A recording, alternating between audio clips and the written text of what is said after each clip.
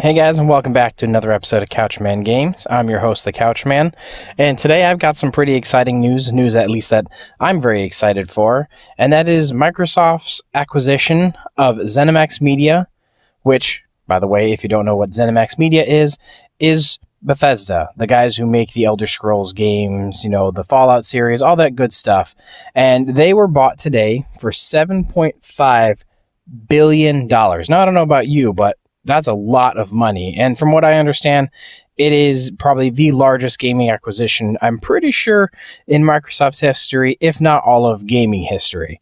So anyway, if you don't know, Bethesda Softworks is more than just simply Bethesda Softworks. You've got Bethesda Software, Bethesda Game Studios, id Software, ZeniMax Online Studios, Arcane, Machine Games, Tango Games Works, Alpha Dog, and Roundhouse Studios. That's a lot of studios that Microsoft just got. All that was under the ZeniMax Media umbrella. So for me personally, this is absolutely huge because I am a huge Xbox fanboy. And while I love my PlayStations and stuff like that, I don't know. I've always grown up with the Xbox, so I'm going to be sticking with that, especially now with all this craziness that's been going on. Microsoft has just been gobbling up studios left and right, and a lot of the studios they're bringing in are excellent talent, and I could not be happier. So, as an Xbox fanboy and a Microsoft fanboy, I gotta say this blew me away when I saw this morning. I've been talking about it all day with the guys at work and everything. So, for those who don't know, some of the games, these are like the big titles that are the most popular, are the Elder Scrolls series, obviously, Fallout series, the Wolfenstein, Doom, Dishonored, Prey, Quake, Starfield, which is the new one, and so much more. All these are big names, and some of these games are, they're some people's favorite kind of games. Doom, especially, is one of those big games that are out right now that everybody's loving. And it's absolutely bonkers. Now, a lot of you may also be wondering, well, didn't Sony just have its press conference and didn't they just announce several, games that are supposed to be exclusive to the PlayStation? Well, that will remain true. Microsoft and Bethesda both have come out and said, yep, the previously announced, PlayStation 5 exclusives, Deathloop and Ghostwire, those will both still be PlayStation exclusive games. However, they will be Microsoft-owned PlayStation exclusive games, which to me is absolutely weird to think about. But Microsoft will honor the exclusivity agreement for Deathloop and Ghostwire. Other games that will be non-exclusive platforms, they're going to do this by a case-by-case basis. So essentially Microsoft's going to sit down, and they're going to say, do we want this game to go on multi-platform? Personally, I think games that are going to hit that multi-platform are going to be anything that's like, Fallout 76 or, Elder Scrolls Online, stuff like that, stuff that's multiplayer games. But I almost guarantee that Starfield and the Elder Scrolls 6 definitely are two titles that are going to be Xbox exclusives. Obviously, I believe they're going to include PC. Microsoft seems to be a lot more welcoming of PC this generation than they were in the previous generation. A lot of games, they kind of were like, we may put them on the on the PC, we may not. This time it seems to be anything that comes out as like a first party title, you can almost bet your bottom dollar it's going to make it onto PC at some point in time, because Microsoft is beginning to embrace everything. Their goal this generation, coming into it seems to be, hey, how many people can we get on Game Pass? Okay, we've got a ton of people on Xbox and Game Pass. How can we expand Game Pass, make it better? I know, let's make a Game Pass for PC and put all of the first party exclusives that were on Xbox that happen to be on PC into Game Pass as well. Rake in some of them PC players, and they are just keeping expanding this and making it bigger and bigger and bigger. And I can't get enough of it. I was definitely teetering on the edge on like, oh my God, what do I do? Do I get the PS5?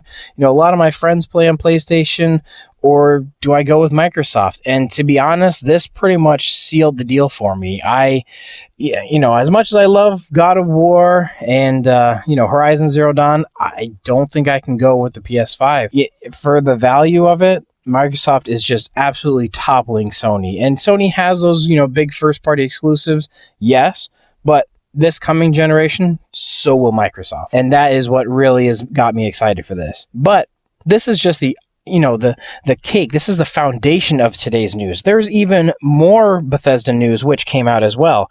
So Bethesda's Todd Howard, he came out today and said, hey, guess what? We're overhauling our engine, which is something people have been asking for since Fallout 4. Fallout 4 came out and it was a good game. I believe it's Bethesda's best-selling title ever. And a lot of people are like, yeah, this is a great game, but you got to do something about that engine, man. It's getting dated. And you know what? It seems like they agree. So they're taking their engine and they are overhauling it. And what that essentially translates to is Bethesda is taking their creation engine, which is their baby, it's their pride and joy, and they're probably going to strip a lot of the fat out. They're going to take whatever they don't use a lot of, and they're going to slim it down, and they're obviously going to increase its processing power, its rendering capabilities, things like that. They are going to make it essentially a creation engine 2.0. They're not going to completely start over with a brand new engine, although, to be fair, Microsoft does have the quote-unquote the slip space engine, which is what they're using for their Halo Infinite game, which is supposed to be able to render and process and supposed to be a pretty beefy engine. According to some of the demos and stuff they displayed, you think that could be something that now Bethesda could take a look at, especially considering that Halo Infinite is supposed to be kind of a open world Halo. There's side missions you can do. You can explore these big open worlds, and that's right up Bethesda's alley. Elder Scrolls 6, that's exactly what it is. It's a sandbox MMO. Not an MMO. What am I talking about? It's a sandbox game. It's a open world sandbox RPG. You can explore, you can be what you want, you can go to these locations, and that seems to be exactly what the Slipspace engine is supposed to be. But that's just, one person's opinion. So back to the creation engine. They originally were using a modified Gamebryo engine, which was what they released Morrowind, Oblivion, and Fallout 3 on. All those games all share that same kind of Gamebryo thing. The creation engine was one that had Skyrim, obviously, Fallout 4, and Fallout 76. But Fallout 76 kind of proved that the creation engine has reached its end of life. So I think it was about time. So, like I said, essentially what this translates to is it's going to be Creation Engine 2.0. They're not going to completely get rid of it. It's probably going to have a new name. Yes, obviously, just, to make people happy. If it doesn't have a new game, it's just, oh, guess what? This is Creation Engine 2.0. People are going to be pissed. So it's going to have some fancy name like, oh, this is, our Cypress engine or something like that. It's going to be modified because it's not the same as the Creation Engine. So, but yeah, so what the Creation Engine brought and what I'm excited for is things like when they introduced some of the stuff that they have here is like their Havoc behaviors. It's an animation tool that allows the developers to simply string together several animations with a few clicks, making it a lot easier to animate things without having to go through the extensive, in-depth process. And this has worked relatively well up until, I'd say, Skyrim-ish. It's reached its kind of, okay, it's, to the breaking point where this is probably no longer an acceptable thing, but they could beef that up, which would be part of their new quote-unquote Cypress engine. And, something like their Radiant AI, which was something they were praising for a long time, especially for Skyrim. It allowed them to have these NPCs that can create dynamic events, that can do random things. So they throw in a list of stuff like, okay, bed, sleep, go attack, go hunting, this, that, the other thing, go out to this village, go trade with this guy, get some gold, come back to the village and trade it into this guy. And that was supposed to be their big thing. And they introduced that back in Oblivion, I believe. And then they translated it and updated it for Skyrim, which created more dynamic, more believable worlds. And obviously they can expand that even further for things like Starfield and Skyrim, which I believe is going to be something they do.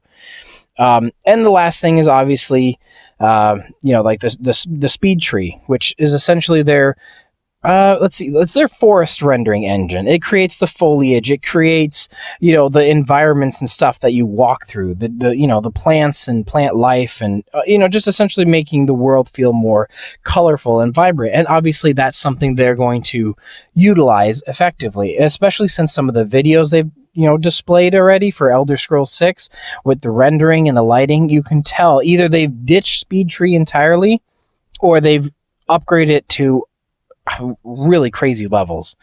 But so anyway, guys, that kind of wraps up my ramble for this. As you can tell, I'm very excited about this, and I've done a little bit of research into it, trying to come up with, what exactly is going on, because now that Bethesda has the backing of Microsoft, they've got funding to really make some great games, and I think within the next few years, we're going to start seeing some of that fruits of that labor. Starting with Starfield, with the new game engine, we're going to get a taste of what the Elder Scrolls 6 can be. And personally, like I said, I'm excited for Starfield, but I want me some Elder Scrolls 6. You know what I mean? So, but anyway, guys, if you liked, this video, learned anything new, or, just want to simply chat, I definitely read a lot of the comments. I don't get a ton of comments, but I'm hoping I can get more. You know what I mean? And yeah, so if you liked the video, leave a like, comment on it.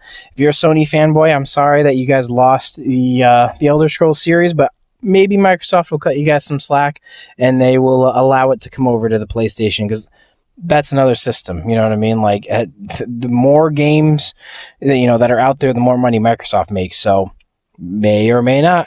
So anyway, guys, I will talk to you all next time. Couchman out.